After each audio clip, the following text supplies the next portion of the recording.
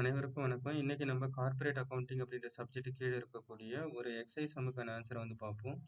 Chapter 2 underwriting of shares and debentures, அதாவது underwriting of shares and debentures அப்படின்ற chapter கீழே கொடுத்துருக்கக்கூடிய ஒரு எக்ஸசைஸ் சம்முக்கான ஆன்சர் வந்து பார்ப்போம். அண்டர் ரைட்டிங் அப்படின்றது வந்து என்ன அப்படின்னா ஒரு ஏஜென்சி சர்வீஸ் மாதிரி. ஸோ எப்பெல்லாம் கம்பெனி வந்து அவங்களுடைய ஷேர்ஸ் டிபெஞ்சர்ஸ் டாக்குமெண்ட் வந்து பப்ளிக் இஷ்யூ பண்ண போகிறாங்களோ அப்போ வந்து these are the agencies or agency services வந்து என்ன பண்ணுவாங்க அப்படின்னா இன்ஸ்டிடியூஷன்ஸ் வந்து they are helping the companies, issuing கம்பெனிஸ்க்கு வந்து ஹெல்ப் பண்ணுவாங்க for the purpose of issuing shares and debentures to the public. இது எதுக்காக அப்படின்னா கம்பெனிஸ்க்கு வந்து suppose if the company feels about over burden to issue of the shares issue பண்ணுறது ஒரு பெரிய வேலையாக ஃபீல் பண்ணுறாங்க அப்படின்னும் போது their hand overing that work to the some other party, வேற ஒரு பார்ட்டிக்கு வந்து இல்லை ஏதாவது ஒரு நபருக்கோ இல்லை ஒரு இன்ஸ்டிடியூஷனுக்கோ இல்லை ஏதாவது ஒரு பேங்க்குக்கோ வந்து இந்த வேலையை வந்து கொடுத்துருவாங்க. அவங்க வந்து என்ன பண்ணுவாங்க அப்படின்னா they are doing the work for the issuing company. அப்போ இஷ்யூயிங் கம்பெனிக்காக என்ன பண்ணுவாங்க அப்படின்னா these are the underwriters are working for the issuing company for issuing ஷேர்ஸை வந்து அந்த கம்பெனியோட நேமில் கம்பெனிக்கிட்டேருந்து என்டையராக வாங்கிட்டு அதை வந்து பப்ளிக் வந்து இஷ்யூ பண்ணி கொடுத்துருவாங்க. அதுக்கப்புறமேட்டு after that they are getting commission from the issuing company. அப்போ என்ன பண்ணுறாங்க, இவங்க இந்த வேலையை செய்யறதுக்காக கமிஷன் வந்து வாங்குவாங்க. It's just like catering service மாதிரி தான். எப்படி வந்து ஒரு ஃபங்க்ஷனில் வந்து கேட்டரிங் சர்வீஸ்க்கு வந்து என்ன பண்ணுறாங்க அப்படின்னா நம்ம வந்து நம்மளுடைய ஃபேமிலியால் வந்து ப்ரிப்பேர் பண்ண முடியல, ரொம்ப கஷ்டமாக ஃபீல் பண்ணுறாங்க அப்படின்னும் போது வேற ஒரு ஆளுக்கு வந்து கான்ட்ராக்ட் எடுத்து அந்த வேலையை எல்லாத்தையும் கொடுக்குறாங்க அப்படின்ற மாதிரியான ஒரு ப்ராசஸ் தான். இதே மாதிரி ஷேர்ஸ் டிபெஞ்சர்ஸ் இஷ்யூ பண்ணுறது கம்பெனிக்கு ஒரு பெரிய பேர்டனாக இருக்கக்கூடிய பட்சத்தில் அந்த வேலையை இன்னொருத்தவங்களுக்கு கொடுத்துருவாங்க. ஸோ அண்டர் ரைட்டர்ஸ் வந்து maybe individual or institution firm எந்த கேட்டகரிஸ் வேணாலும் இருக்கலாம். இதுதான் வந்து அந்த டாப்பிக்கோட ஒரு ஓவர் வியூ. அடுத்தது நம்ம இப்போ இதை பேஸ் பண்ணி ஒரு சம் வந்து நம்ம பார்க்கலாம். பப்ளிகேஷன் இஸ் மர்கம் publication, page number 2.44, exercise number 1. So Bombay Motors Limited issued 2 lakh equity shares at rupees 10 each. So அப்போ 2 லட்சம் ஈக்விட்டி ஷேர்ஸை வந்து என்ன பண்ணுறாங்க, பாம்பே மோட்டார்ஸ் லிமிடெட் வந்து 10 ருபீஸ்க்கு ஒரு ஷேரோட ரேட் வந்து 10 ருபீஸ்க்கு இஷ்யூ பண்ண போகிறதா சொல்கிறாங்க. அவங்க என்ன பண்ணலை அப்படின்னா இந்த Bombay Motors limited did not issue it's shares directly to the public. அப்போ அவங்களால வந்து டைரெக்டாக பப்ளிக் இஷ்யூ பண்ண முடியல, அதில் ப்ராசஸ் நிறைய இருக்குது, அவங்களால பண்ண முடியல அப்படின்ற பட்சத்தில் they hand over their shares, total shares to underwriter of மாலாவுக்கு வந்து என்ன பண்ணிடுறாங்க அப்படின்னா அந்த வேலையை வந்து கொடுத்துட்றாங்க. அப்போ application for 1,60,000 shares were received in all. அப்போ ரிசீவ்டு இன் ஆல் அப்படின்னா ரிசீவ்டு பை த கம்பெனின்னு அர்த்தம். பாம்பே மோட்டார்ஸ் லிமிடெட் வந்து மாலாக்கு வந்து 2 லட்சம் ஷேர்ஸ் இஷ்யூ பண்ணி கொடுக்கறதுக்கான வேலையை வந்து கொடுத்துருக்குறாங்க அண்டர் ரைட்டர் மாலாக்கு. அப்போ மாலா வந்து என்ன பண்ணியிருக்கிறாங்கன்னா அண்டர் ரைட்டர் மாலா வந்து 1,60,60,000 ஷேருக்கான இது வந்து டாக்குமெண்ட்டை பப்ளிக் இஷ்யூ பண்ணி கொடுத்துட்டு கம்பெனிக்காக அந்த அமௌண்ட் எல்லாத்தையும் கலெக்ட் பண்ணி பாம்பே மோட்டார்ஸ் லிமிடெடுக்கு அந்த அமௌண்ட்டை கொடுத்துட்டாங்க.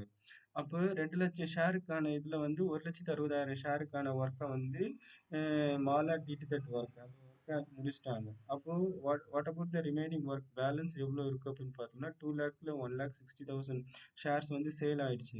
ஸோ ஆல்ரெடி சோல்டு ஷேர் வந்து 1,60,000. ஸோ அன்சோல்டு ஷேர் வந்து எவ்வளோ இருக்குது, அப்போது ரிமைனிங் 40,000.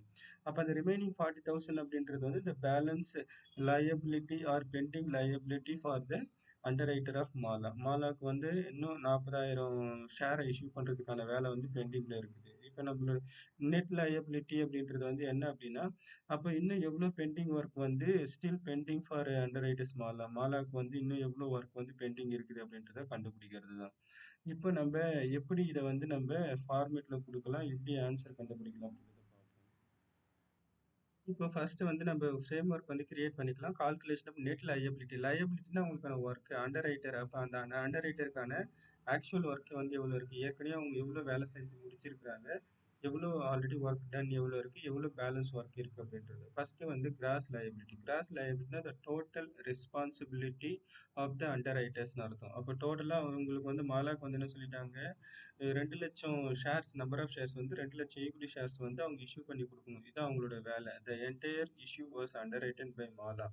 அப்போ இது வந்து அவங்களுடைய வேலை வந்து என்ன பண்ணியிருக்கிறாங்க அப்படின்னா 2 லட்சம் ஷேருக்கு, இதுதான் நம்பர் ஆஃப் ஷேர்ஸ், இது அமௌண்ட் கிடையாது, நம்பர் ஆஃப் ஷேர்ஸ். அப்போ நம்பர் ஆஃப் ஷேர்ஸில் 2 லட்சம் ஷேருக்கான வேலையை அவங்களுக்கு கொடுத்துட்டாங்க. அதாவது கம்பெனி வந்து nothing issued any number of shares to the public. அப்போ என்ன பண்ணுறாங்க, பப்ளிக் டைரெக்டாக எதுவும் இஷ்யூ பண்ணலை, அந்த வேலையை முழுக்க மாலா கிட்ட கொடுத்துட்டாங்க.